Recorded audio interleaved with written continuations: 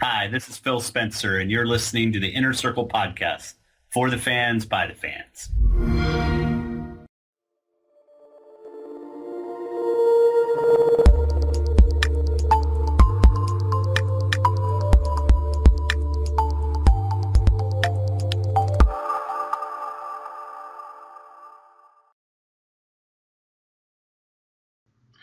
Thank you for landing on Planet Xbox. You are now rocking with the Inner Circle, the premier podcast for Xbox One, and this is your podcast for the fans, by the fans. So salute to you, the mighty, mighty X units. I'm your host, KORX Kal-El, and with Unified. What's up, guys? And Bmuny 101. What's up, everybody? Back at it like we never left. We are your podcast team. Hey, it's good to be back, guys. It's good to be back. Yeah, it's been a while. It's been a minute since we've done anything. I know you guys are getting hyped for E3, huh? Yeah. I mean, the page has been a buzz. A lot of rumors going out there, a lot of controversy going out there. But today we have some interesting topics to discuss. Yep. First of all, I want to talk about Konami. Konami's has decided to bow out of the console, I guess you could say the console video game business. They are going mobile, and it seems, I guess you could say, as some of the rumors have stated, that they are selling some of their products, products that don't translate well to consoles. We'll get into that in our next topic, but I just want to talk about what's happening in today's gaming environment and in the market. I got into a big argument on the Tick Podcast Twitter page with some Sony fans because of the simple fact that, Sony had announced the God of War 3 remaster. Remaster, yeah. Right. And then to follow it up with the Uncharted collection is what caught my attention. I felt the same way. No, because that's what I'm saying. Like, I felt the same way about the Gears collection. Like I said, I'm not a big fan of remasters. I get why they're made. I understand why they're made. There's certain people who have crossed over to your platform and may not have played those games before, and you want to get them to play those games. I just think it's a different way of going about it than giving me something at 1080p, higher resolution, and then selling it to me for $60. That's my thing. And it's such an abundance of third-party remasters. I mean, we're getting Devil May Cry. We've already had a ton of remasters. Yeah, man. It's just way we're just flooded with remasters, man. Right now there just doesn't seem to be any innovation right now going on. It's completely oversaturated with it. And I look at Konami and I say to myself, why are they bowing out of the console side of making games? And they're going into the mobile space, and a lot of developers are going into the mobile space. And I'm trying to figure out what's left for consoles. Are consoles going to disappear too? Is that going into the mobile space? I don't want to play my next Xbox iteration or my next PlayStation iteration on a handheld. So man, nobody wants that. Yeah, so I'm trying to figure out where these guys are going. So, I just want to get you guys' thoughts on what do you think prompted Konami to make this move, and does it have something to do with Kojima and like the whole Metal Gear thing? What is your thoughts, Brandon? Man, I've always loved Konami. If you go back in the day when they had the white background with the red and orange, Konami logo, and you see it illuminate classic, when you pop the game in. That they were so classic. You know what I mean? And then Contra, man. Contra.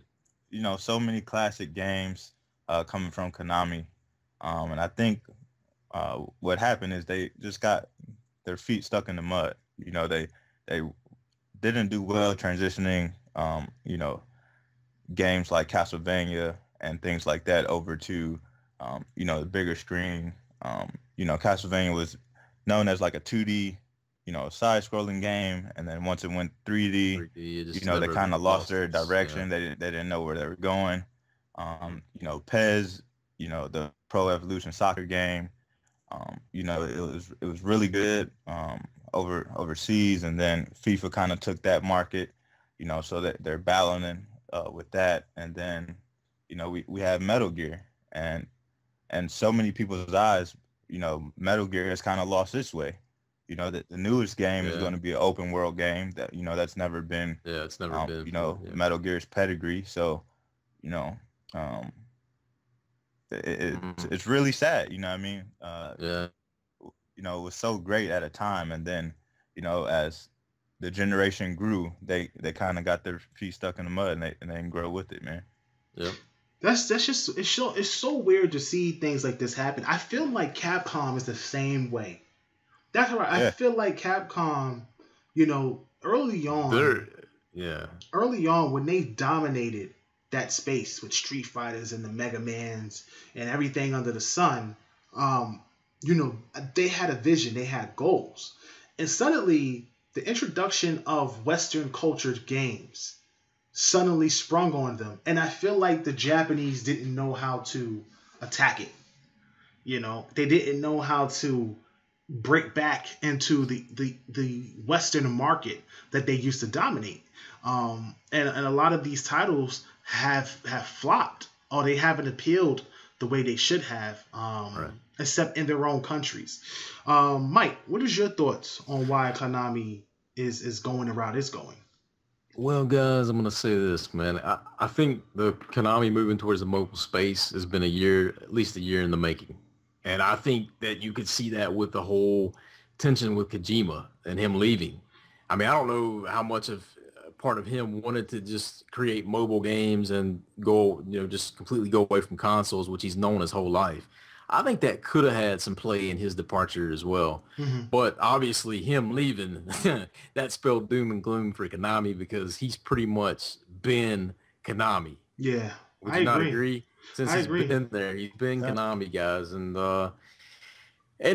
here's the other thing, man, is the mobile space is booming. It's booming, and I know us three are traditional consolists, and I know we ask why. Why is it booming? Why? What's the appeal with gyro gaming, man? Right. With little finger, smashing my fingers across a flat screen. What's so intuitive about that? How does that feel natural? And it doesn't really, in my opinion. I think you guys sort of agree in a way too. Yes. But kids love it. Kids love simple experiences. And that's the reality we're facing right now. All these families, a lot of them are gamers like us. They go out and they buy all these games, Candy Crush and all this and that, for their kids to play, because they simply just want to play a simple experience that's quick and easy and doesn't cost a lot of money. And that's what we're getting at. Right. Is the fact that they're not having to pay a lot of money for these games. Families find that really easy for them just to pay 99 cents for a game for their kid. And then of course, just eat it up. Kids love it. Eat it up, man. So, and then, and that's where the money is going, unfortunately. And I think that Konami just sees that and they want a piece of that pie. And they don't, I feel like I think with some of their, what I don't get is why Konami wouldn't at least take a chance and do remasters. Do like a Zone of Enders remaster collection. That is something I put my money behind, for real. Right, yeah. So, I don't understand why Konami won't even give it a shot. It's like they just literally came out and said, hey, we're done with console gaming. It's mobile. We're mobile, baby. Just like, and I'm gonna be honest with you. Nobody who follows gaming was clapping at that. Right. Everybody was like, boo. It's crazy. I'm sitting here saying to myself, Konami, my beloved Konami. Like you said, Brandon. You get the Contra. You pop it in. Yeah. Everything pops up. Super Contra is like a ripoff of the Aliens franchise, and you're running around, you're picking up different icons, and it makes your bullets either spread, zigzag, missiles, rockets, whatever it may be. And that was really creative at the time. Konami also had a Ninja Turtle franchise. That's another Yeah. franchise that they had. Yeah. They really locked up the arcade area. And They had they the had best of the turtle games that were ever yeah. made. They definitely made those. They Actually, had a lot of awesome games back in the day, and it seems like that just hasn't translated well. You have one of the greatest games of all times in your portfolio in Castlevania Symphony of the Night, and it's like you want to remaster something. How about reboot that? How about reboot that and bring that back up to next gen? Well, it could just be 2D. I'll be honest with you, with the indie movement, the way Right, it is, they right. could just do it Yeah. 2D and probably make a lot of money on it. They probably They could did it right. If do they a did it right. remaster, make it kind of graphically look like Strider or something like that. A little Yeah, bit more just- yeah. detail. Yeah, that I would buy that in an instant. My thing with remasters, because a lot of people's getting on me about it. What people don't understand about remasters, it's one thing to remaster a game from the OG Xbox or PS2 era. It's another thing to remaster something that came out 2 years ago or a year ago, or something that came out last gen. And again, my argument with that, as far as remasters is concerned, is that those type of games should be on PS Now. That's how it should go. I feel like as consumers, we get hustled because of remasters. It's like, okay, I went out and I had all 3, series of Gears of War. I played them all. I loved them to death. Yeah. And now you're going to turn around and sell me the same franchise at 1080p, 60 frames per second, probably for $60 because it's all in one collection on one disc. Yeah, it's all in the collection. Yeah. Right. And instead of doing that, why aren't you, giving me, let's say, something like, maybe something more original like MechAssault. How about bringing back MechAssault? How about Crimson Skies? Yeah, you know how I feel about that. Right. MechAssault, yeah, let's do it. That's what I'm saying. Like, those are the types of things that I'm looking for. As far as Sony's concerned, what about all the great RPGs they had? You want to remaster something? Bring back Legend of Dragoon. Talk to Square and try to get a new or remastered Chrono Trigger. I would buy a PlayStation, just to play Chrono Trigger if it was exclusive. But the bottom line is that, these guys should be putting this stuff on PS Now. And I feel like if Konami went that route, they had at least a library where you could have remastered things. And maybe that could have made them money and sustained them. But I think that they put so much money behind this next Metal Gear Solid. And the riff with Kojima is because he's been doing this since like 1986. Since like 1986, he's been doing Metal Gear. And I could imagine how Bungie felt just doing Halo. You know what I'm saying? Yeah. So, I think he may have wanted a break from doing Metal Gear. So Kojima is losing his mind. Now he's done the Zone of Ender series, but his bread and butter was Metal Gear, and now he's no longer there. And Konami is, they've taken his name off the box and they don't want him mentioned. It's just like this is like the craziest drama I've ever seen. Like, it's just crazy to see this happening. They're just downright disgracing him, man. In my opinion, I mean, that's you just don't do that, man. He created Metal Gear. His name needs to be on the box. His name needs to be spread across that whole game. Everyone should know he helped create that game. Right. I mean, that's his work.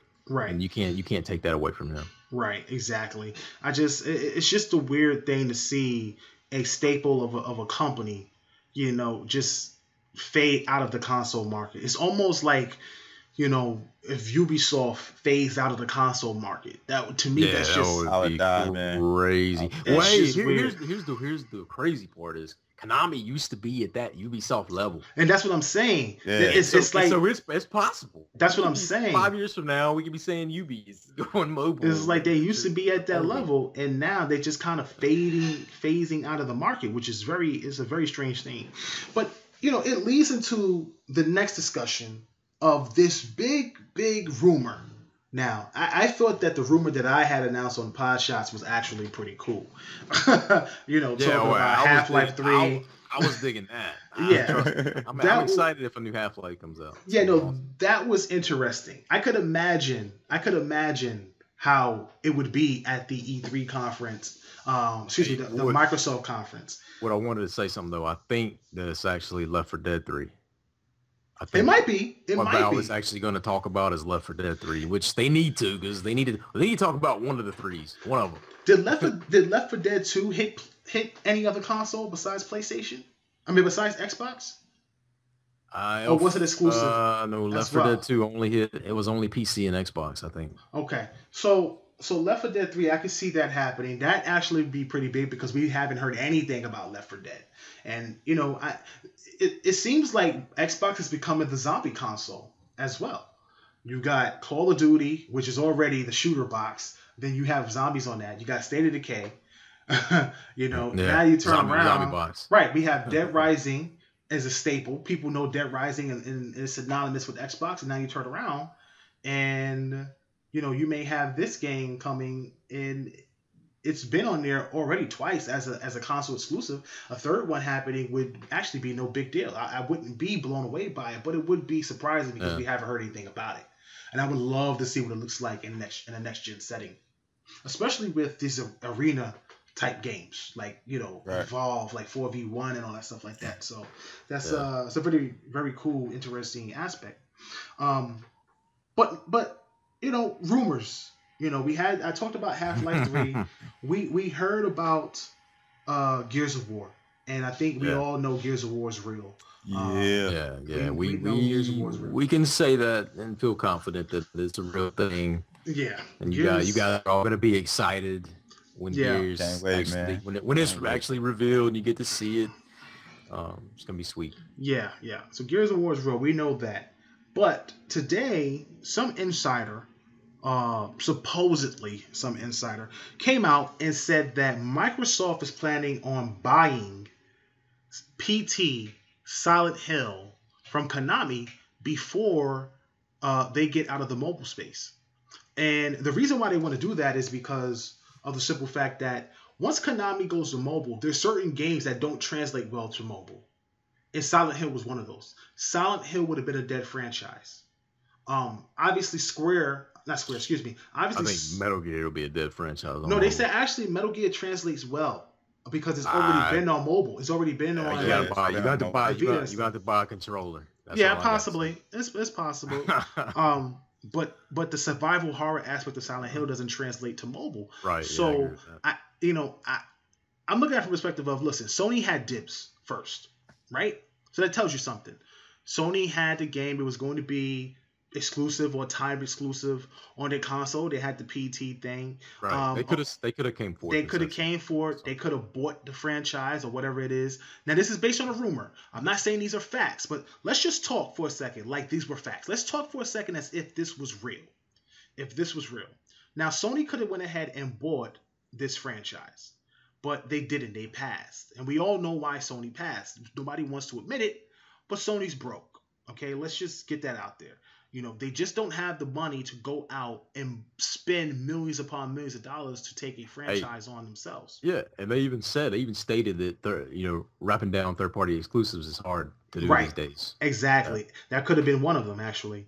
But the guy turns around and says Microsoft is now in talks with them, and they might be paying billions to get Silent Hill.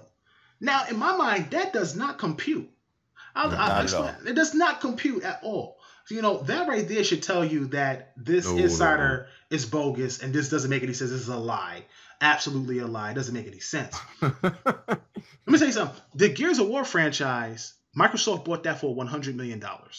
The franchise made Microsoft $100 million is what they bought it for. It made them $1 billion in revenue over the course of the series.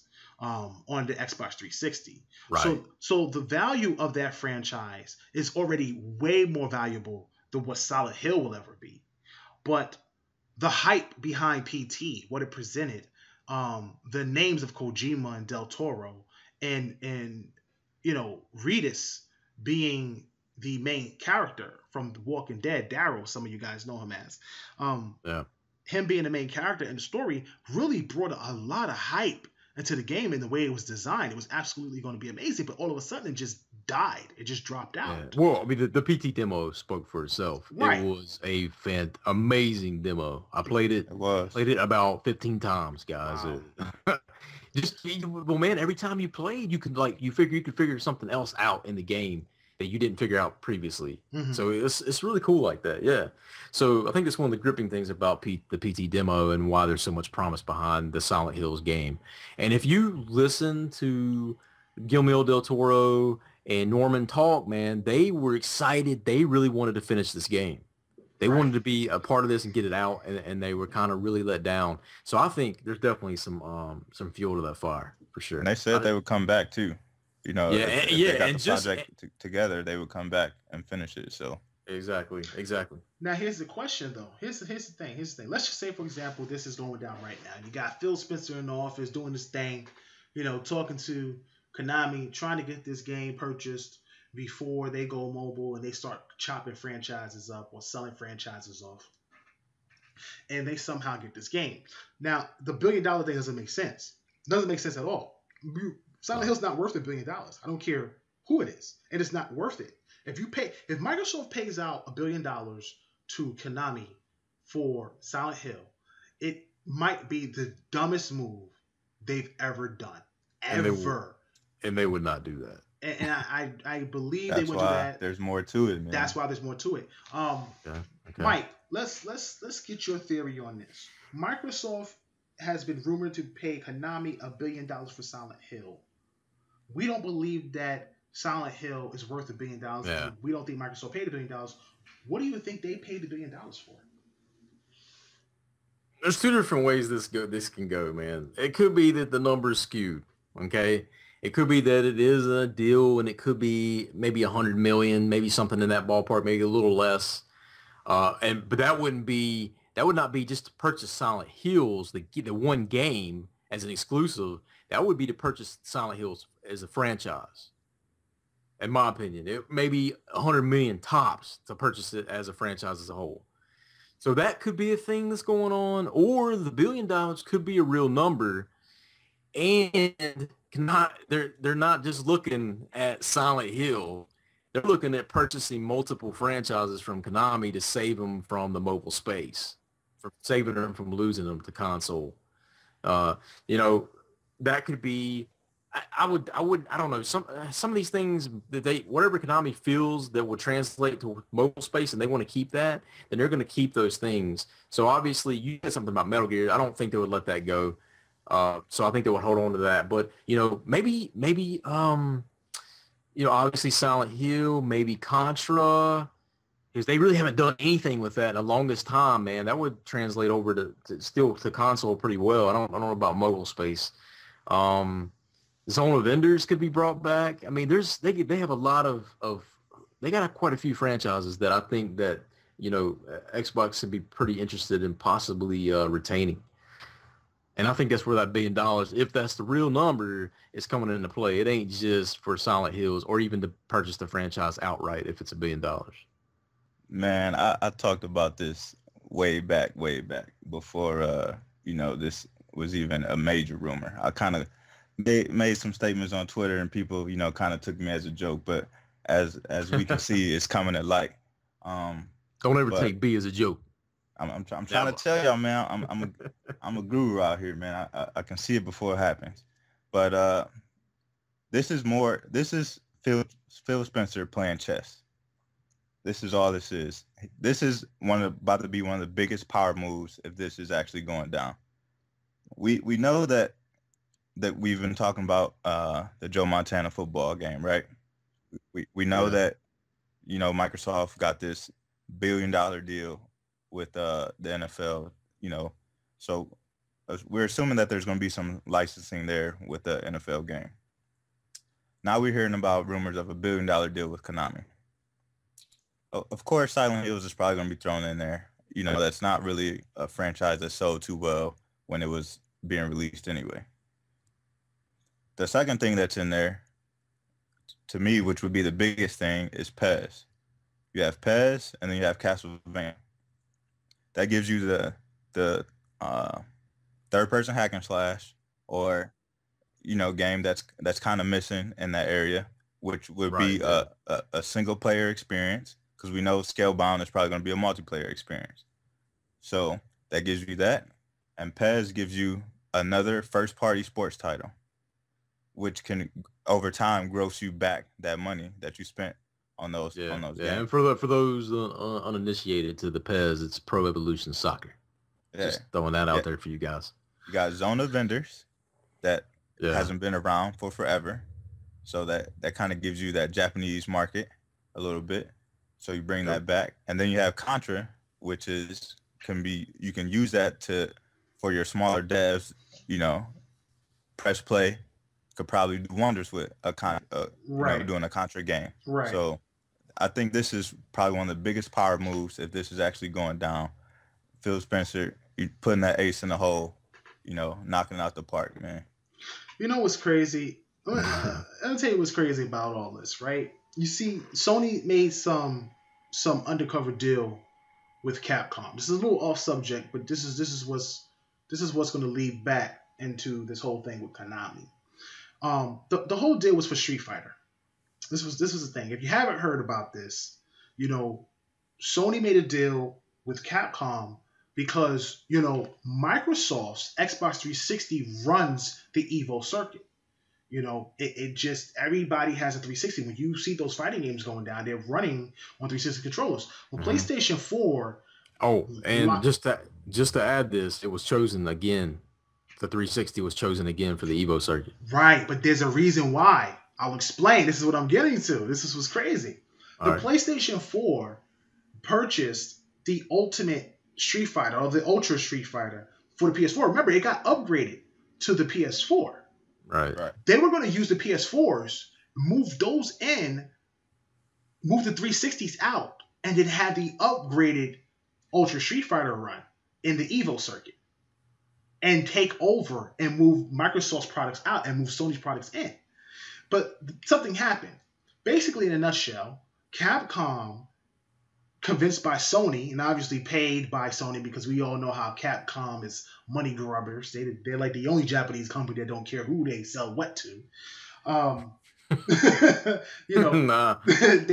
They gave Sony the game. Sony took the Street Fighter game and were making it themselves. Not Capcom. They were upgrading Super Street Fighter 4 to the PlayStation 4. But instead of them doing it, they handed it to a third-party company called Other Ocean. Other Ocean messed the game up. The game is completely bugged. You can't even play it. It's unplayable. So because of that, they had to take that, take the games of the consoles and the Ultra Street Fighter 4 PS4 out and put the 360 versions back in. And that's the reason why it was chosen again. But the point that I'm trying to make is Sony tried to make a power move. They tried to make a power move. That power move was to take over Evo, be the brand face for fighting games, because you had the largest fighting game in the world, the Street Fighter. You had Street Fighter V exclusively on your platform. You see what I'm saying? That was their power move. We don't realize that because as console gamers, if you're not in that space, if you're not a fighter, you're not in that space, you don't realize it.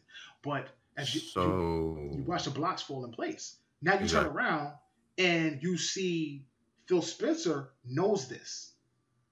These guys know this. And he needs to make a counter. He needs to make a counter. He needs to make a power baby. move. He needs to make a power. Now, what other power move could you make? Okay, first of all, Xbox doesn't have a survival horror game. Okay, it only makes sense if they're going to go after one. You go after the hottest, hypest one out that was talked about, which was the PT demo in Silent Hill. You don't go after Resident Evil. Resident Evil's been there, done that. They keep rehashing Resident Evil. Resident Evil's done. You come out with a new Silent Hill with the backing and the cast and the production that's supposed to be there. You get Kojima back on board. You bring those guys back, and you keep that going with the marketing dollars that Xbox has, that Microsoft provides. You got something special. But $1 billion doesn't go to Silent Hill. Maybe $1 billion goes to the actual company. Yeah, that's a good thought. It goes to the actual company. Maybe Microsoft buys Konami. They let them go to a mobile space, but they own all the franchises. Now that could be something special. Could you imagine going into this E3, seeing Scalebound, Halo 5, Gears of War 4, Forza 6, whatever Press Play has, whatever Twisted Pixel has, whatever LXP has, Killer Instinct Season 3, whatever third-party exclusive they had, then they come out and they turn around and they talk about we got Silent Hill. Yeah, we're bringing it back. Just, Man, that's just good. bring Dude, Kojima E3, back out on the, just bring Kojima on the stage and then just walk off. yeah, just bring Kojima. Yeah, pat him on the back. Yeah, look who we just brought back. Kojima comes on stage. Now, we already know. You see Gears 4, you're going to get the Gears collection. Yeah. Then you turn around. Imagine if they announced Left 4 Dead 3 exclusively on Xbox One and PC crossplay. Or they turn around and announce Half-Life 3. Like, there's a reason why Phil said this is the greatest E3 ever in the history of the Xbox conference. You need to watch. Well, he's got to hit a home run, man. They have got to hit one. I mean, we'll get into that. Be a grand slam, man. Our podcast, but I mean, yeah. I'm just blown by that. If they had Pez, did you turn around and you say, hey, guess what? We got Joe Montana, NFL 2K16. Oh, and by the way, we got the license. Yeah, Madden, you got competition, baby. 2K is back. Tell you right now, I don't care what Sony does. The only thing Sony could do, and it's no disrespect to the Sony fans, because listen, Andrew House already came out and said, the lineup is sparse. Our lineup is sparse. The lineup is sparse. Yeah. So let's just keep it real here for a second. Okay, you guys had your AAA games early in Bloodborne, which is a fantastic game, one of the highest rated, and then you guys had a flop. Let's just keep it real. It was a flop. But at the same time, what's happening at the end of the year? Remaster Central. Remasters. This is what's happening. And Xbox has their remasters as well. I'm not disregarding that. But the reality of it is at the end of the year, Microsoft is also going to have all these AAA games plus games we don't know about. I'm sure Sony will have some things we don't know about. But the way they made it seem... Dude, it's cut and dry. Yeah, it's cut and dry. It's no fanboyism at all. It's cut and dry. That when you look at the lineups for Xbox and you look at the lineup for Sony, it doesn't measure up. It doesn't. Not this holiday. Yeah, not this holiday. No disrespect to Sony at all. We're just calling it like we see it. Yeah. So my whole thing is you turn around, you talk about, hey, we got Pez Evolution Shocker, and we also have a football game, an exclusive first party football game. You hit that UK base and you hit the US base. Hey, we going crazy, man. We're going crazy. Insane. Like I said, the only thing Sony could do is come out and say, hey, we got Shenmue. We got Shenmue. That would be a jab right there. Yo, son, they tell me they got Shenmue, they got Final Fantasy 7 remake or something like that, and we bring it back. Hey, I'll buy them. I'm gonna buy those games. I'd be like, Gamer's Paradise right there, man. And that's one heck of a lineup. Nintendo can't get lost in that though. They got to show something this year too. Nintendo can't get lost in that. Where everybody's saying, media saying right now that Nintendo's got to show up this year with some stuff, man, or there might be curtains for them. Yeah, I hope so. I hope they show up with something. I'm looking forward to the NX, but I really want to get a Wii U just to play Zelda, Star Fox, and Metroid. Hopefully those games come out soon. Let's jump into our final topic, man. We've heard about, everybody's read this, about games being sparse on the PlayStation. We usually don't talk about PlayStation, but because we aren't haters, we're not fanboys, this is nothing disrespectful to the PlayStation platform. We love PlayStation. Two of my guys here both have PlayStation 4s. But the reality of it is that they are harvesting games right now. They are building up their library. And next year is supposed to be the year for Sony. Last year they said this year was supposed to be the year for Sony, but now it's going to be next year. So next year is the year for Sony. You're going to get Uncharted. You're going to get the Guerrilla game, unless that releases this year, and whatever other secret projects that they have working on. But this year, right now, is scarce. It's sparse. And the one thing Sony has done is lock up a lot of third-party marketing deals and a lot of DLC, a lot of skins, a lot of these, these content deals, and which don't matter that much. They don't. I don't think they matter that much. It didn't really matter. They don't. Yeah, they're just catchy. They're catchy, right? Yeah, it doesn't matter that much overall in the bigger scheme of things, but presenting something like it's a first party like they did with Destiny, even though that didn't work out in the States because the Xbox sold more. It's just funny how it seems the two roles have switched. It's like Sony is dominating in the console market. You know, they are blowing people out of the water. You know, they're double the console sales on the Xbox One. And, you know, I'm trying to find out why. I'm almost confused as to why. Not to say that they don't have good games, but there's nothing blowing me away. There's nothing that I have to have a system as a must have. Then you turn around, you see Microsoft dropping, you know, new IPs and Rise and Sunset Overdrive. You got, you know, you had a solid launch lineup. You had a good second year, and now you're talking about coming out with Halo 5 this year, a new Forza 6 running on DX12, and a new engine called Forza Tech.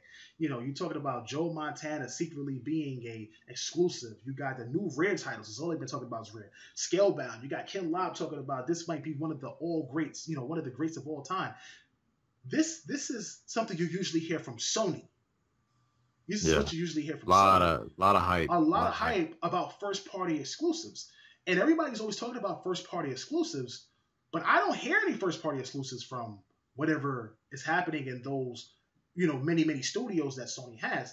I'm only hearing about what's happening in the Microsoft space. So is it me, or have the two companies switched roles where it seems like Sony has the lead and they're playing coy with these third-party deals and not really dropping much, whereas Microsoft is going all in with their first party and trying to present some really, really, you know, unique experiences and titles and say, hey, look, our first-party lineup is actually better, and it's not about being a shooter bots. We are very diverse and trying to let people know, no, Sony isn't the only one that has innovation and creativity. We also do. What is your thoughts on that, Brandon? You think the two have somehow switched roles this generation so far? I think definitely so far they've switched roles a little bit. You could definitely, if you look at, you know, what 360 did when it came out the gate, it had that year to kind of, you know, blow the doors off of the PlayStation 3, and it, you know, it did that, and it took a long time for PS3 to catch up.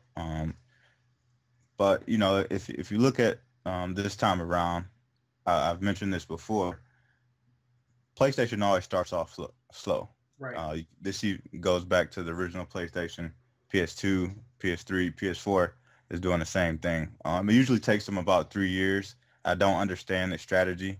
It's like you released all these great games at the end of the PS3 cycle, which could have been huge launch games for your console. Right. But you leave them on the PS3, and now 3 years later, or, you know, 2 years going into the third year, there's no major title, you know, for your console, which, you know, the strategy makes absolutely no sense. Yeah, it's you know, bizarre, man. It's bizarre. If you're running that company, why would you let Last of Us come out, you know, a year before the new console comes out? Why would you not lead off to your new console with the last? They should have held it. Yeah. I think that's exactly what Xbox did with their Rising and Rise. Right. See, you know, we complained, you know, at the 360 generation, like, yo, where's our new games? Where's the new games? Where's the new games? And then when we got the Xbox One, they hit us right out the gate. Right. We got Dead Rising 3. We got Rise. You know, in the first year, we got Sunset Overdrive. You know, there are so many new, you know, IPs that, you know, we were just getting hit upside the head with new games. And, you know, on the Sony side, they kind of went backwards. And I don't understand the strategy. They definitely have switched roles. And I like what Microsoft is doing because, you know, we've been asking them and kind of pleading for them to really get behind their first party. Let's see what their first party studios can do. And, you know, they're doing that. So, I mean, we can't complain too much about what they're doing. I would definitely want to see something change with PlayStation. They got to do something in 2016. They cannot go another year saying like, oh, well, greatness awaits, because I ain't waiting anymore. Right. Yeah, you're right. Apparently, well, greatness is supposed to be here. I mean, but like you said, I mean, I'm kind of still waiting on greatness. You know, no offense to Sony on that, but I think that I don't necessarily think that they've wouldn't say they switched roles as so much. Sony, I agree with Brandon.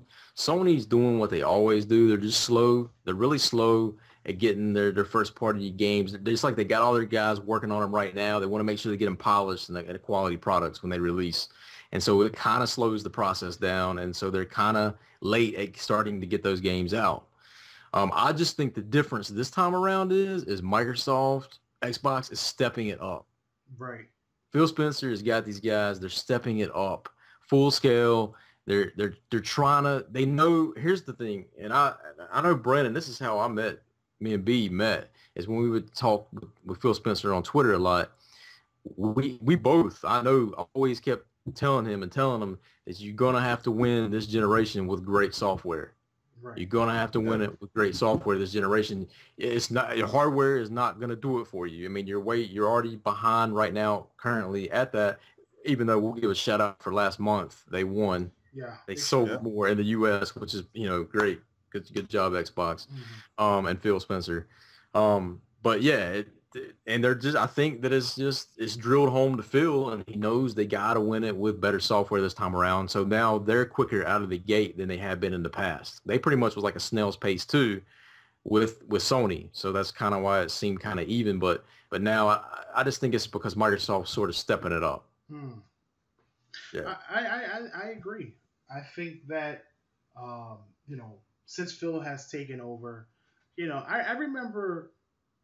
But before I jump into what Phil does, I remember when they first talked about Xbox One and Don Matrick was on stage. I know that's a curse word to the Xbox fans. Dirty word, man. Get out of here with that. Get out of that Matrick stuff. But Don Matrick was on stage, and he said they invested $1 billion into new franchises and studios. And it seems like these things are coming to fruition. They're starting to pan out. You're starting to see the fruits of their labor. The guys, what's the name of the studio that made Ori and the Blind Forest again? Moon Studios. Moon Studios is already working on their next title. Okay, that's another exclusive and another new IP that they have coming out on the Xbox One. You have the guys who made Kalimba, which is a new IP. The guys who made Max Cursor Brotherhood, the same people. Let's Play. Make 2 new IPs on the Xbox One platform. They're working on another project, which will be a new IP. These are smaller titles, but they're unique. They're different. They're new IPs exclusively on the Xbox One. Let's Play is an exclusive studio. That is a first-party studio for Microsoft. You turn around, you look at what 343 is trying to do with Halo. You look at what Black Tusk will be trying to do with the Gears of War in the Gears collection. But then you also have to look at what they're doing in a third-party space with Tomb Raider and how they're working that out with Tomb Raider. The Forza team has created a new engine for their graphics and completely built through DX12. I think the Forza game may be the only game that releases at the end of this year, maybe besides Halo 5, that is built DX12 from the ground up. And then you also have Scalebound, which is a first-party owned franchise. They own that franchise. That IP and trademark belongs to them, but it's been outsourced by Platinum because the idea actually came from Kamiya-san. But Microsoft owns the IP. The same thing with Quantum Break. It's been, outsourced by the Remedy team, but they actually own the IP. Those are 2 new IPs. Those are 2 new franchises. Then you're going to turn around and tell me you have another new IP coming from Rare and some more IPs we know nothing about, according to AC Bongos. There's more games that's going to be announced at this conference, and Phil comes out himself and says this is the greatest E3 conference in Xbox history. Remember, guys, we still haven't heard about that one game they trademarked, Fall of Eden. Oh yeah, remember that? Or Eden Falls. Eden Falls. We still haven't heard nothing about that. And I suspect we might hear something at E3. That's what I'm saying. Another RPG. Now, you know what's crazy? I'm gonna tell you something that's really, really crazy, right?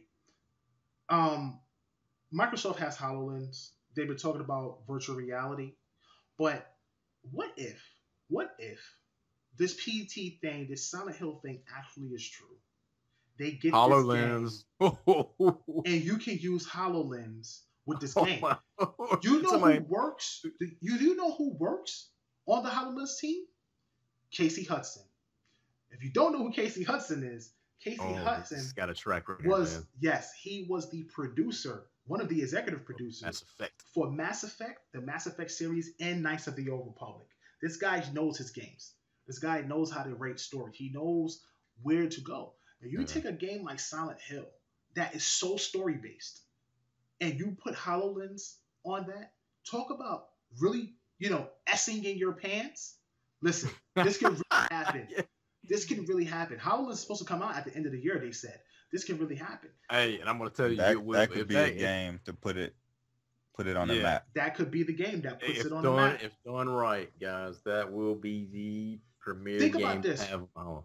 I remember watching some highlights of that game. I remember a scene in PT where this giant hand, or maybe it's the woman down the hallway, and a giant hand extends out to you as she's crawling towards you or something like that, and you're trying to escape.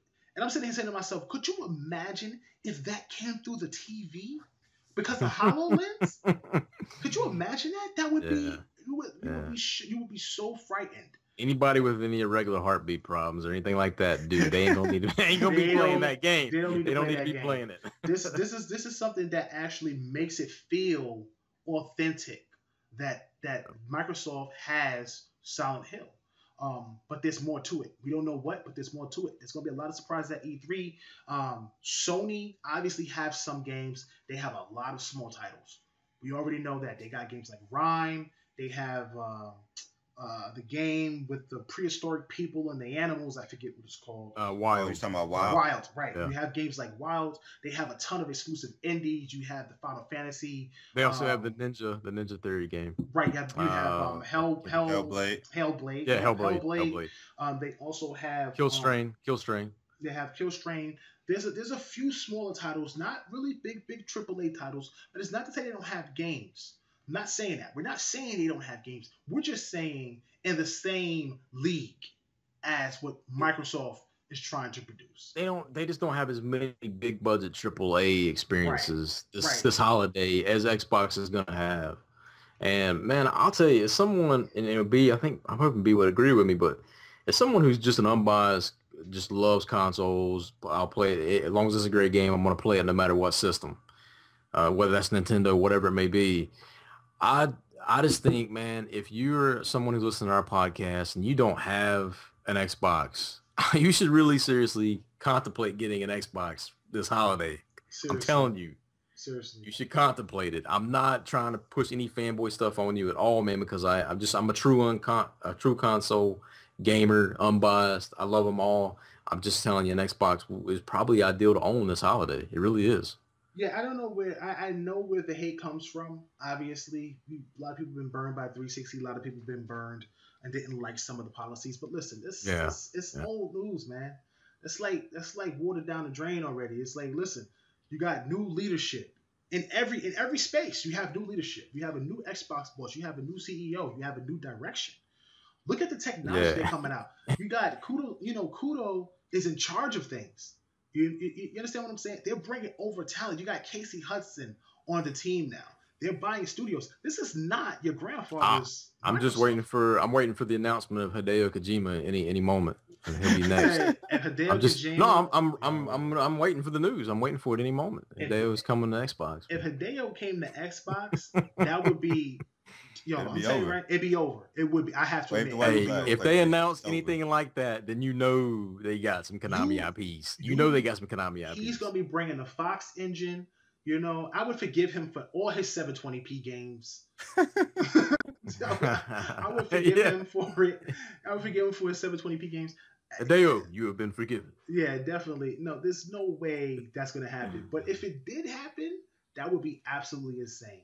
Hey, man, anything is possible. I'm telling you, anything is possible, man. Just look at Casey. Casey ended up at Microsoft. I didn't know that. I didn't really see that happening, but it did, and I'm happy. I'm happy it happened. I'm happy. I'm looking forward to Hideo. I know Phil. Everyone knows in the industry how awesome Hideo is and how creative and a mastermind this guy is at creating some unique IPs. So I just think that Microsoft's definitely, I feel is going to have some kind of contact with them. I mean, I don't know if it's going to be bringing them in or what it may be, but I know I'm sure he said something to him. Yeah, yeah, definitely.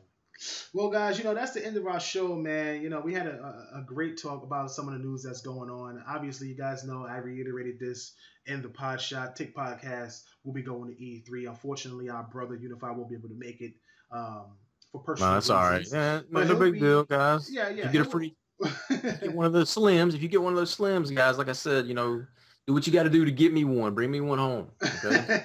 if they throw them out at E3. Yo, I'm not gonna lie. I really think we're gonna get Slim Xboxes at FanFest. I really think that. I really believe that. Man. If you guys don't know what FanFest is, after the Microsoft conference, they throw this party, like 4 or 5 in the afternoon, and it's first come first serve. The first 500 people to get tickets get in. But something that Major Nelson said was that they have a big, big, big surprise for the people who get into the FanFest. And I'm sitting here saying to myself, what kind of surprise could you give me that's going to make me be like, wow, that's an amazing surprise, other than a new console, a slimmed down 1 terabyte Xbox One? You know what I'm saying? Now, I'm not saying that's true. They can give us those new freaking controllers that they just came out with the 3.5 millimeter jack built in. I'd be happy. It's free, but at the same time, it makes sense to give away these free consoles. I think that'd be really, really dope if they did that. So we'll see what happens at E3. We'll be at both the Microsoft conference and at E3 working our butts off for you guys. And listen, Tick Podcast, our website is coming. It's booming. Man, you guys gotta look out for it. It'll be up around the weekend of E3, and that's where we'll be posting all our news and all our podcasts from here on. If you're a fan of Tick Podcast, we love that you subscribe to the YouTube channel. Now it's time for you guys to go ahead and sign up on our website. The website is so dope. When you guys check it out, you're gonna fall in love with it. It's such a social, I guess you could say, interactive website that a lot of things that you guys do. It really actually puts the fans first. It puts the fans first. It really puts you guys in the seat of what you like and what you want to hear. You guys have the option to do reviews on the site. In the comment section of any review that we do, we'll have user reviews. We have a badge and award system. Sometimes we do giveaways on Twitch. You guys can't make it. Guess what? You make enough comments in the comment section, you read enough articles, you start to get some badges, you start to get some points, and you'll be able to get some rewards from us. As well as some other features we have built in, like new notifications on articles. You also have the ability to give specific comments through emojis. Not even like typing anything out. If you like something, you can put LOL and laugh at it, or you can say, wow, you're amazed at it. And it gives us percentages on what the people are into. It's very social friendly. Everything is on there from Facebook to Twitter. You can link everything. It's going to be so dope. Yeah, a lot of instant share options, stuff like that. It's all there. We're going to have a calendar. We're going to have a calendar. I'll make sure to post all the events for upcoming Twitch streams. Yep. Release calendar. We're going to do that where we put the games and when they're coming out. As long as we can track them, because a lot of these indies they don't announce when they're coming out until like the week before. Right. But we'll do our best. And we'll definitely, we're going to look. The website is Tick Podcast. One of the things that we did about Tick Podcast is that we didn't put Xbox in the name, because if we wanted to talk about something else, it gives us the flexibility to do that. But we are an Xbox podcast. The website is an Xbox website without question. But we will have third-party video game news. I won't say so much anything about third-party games for like or other first-party games for like Nintendo or PlayStation. However, because we are unbiased, we will talk about them in that space of third-party games and things like that. And we have bloggers who have the freedom to talk about Xbox, Nintendo, PlayStation, because they're blogging. It's their personal opinion. So in those instances, you can get news on that. But for the most part, everything you get from the website is going to be Xbox-centric, Windows 10-centric, tech-centric, HoloLens-centric, basically those things. And of course, as a big anime guy, we will have a subsection for the Multiverse podcast where we talk about anime, superheroes, and of course, TV, movie reviews and things like that. But that's off on a little side section for the guys who are really into those things. Because as gamers, we do love our action movies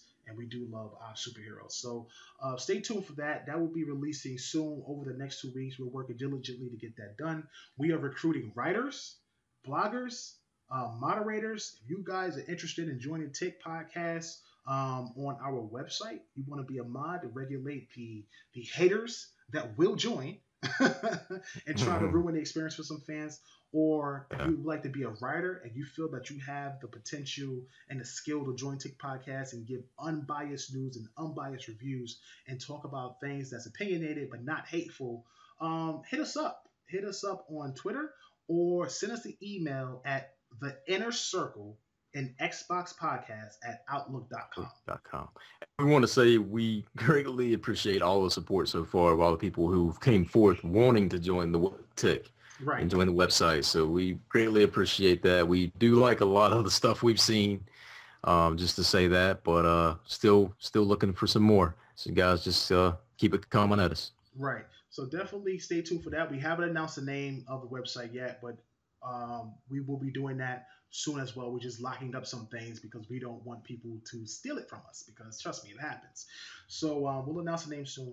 But again, the Inner Circle and Xbox Podcast at outlook.com. Shoot us an email there if you're interested in joining the website team as a writer, blogger, or moderator. And we'll see what we can do. Send us some work. Send us your best example of what you can write, and we'll let you know. We'll keep you posted over the next week.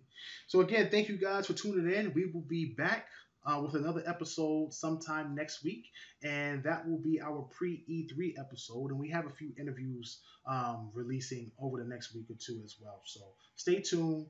Keep your head and your eyes on Tick Podcast channel, as we're going to bring lots of awesome E3 inside content to you guys, and we'll catch you on the flip side. And we are off this planet. Peace. For the fans, by the fans.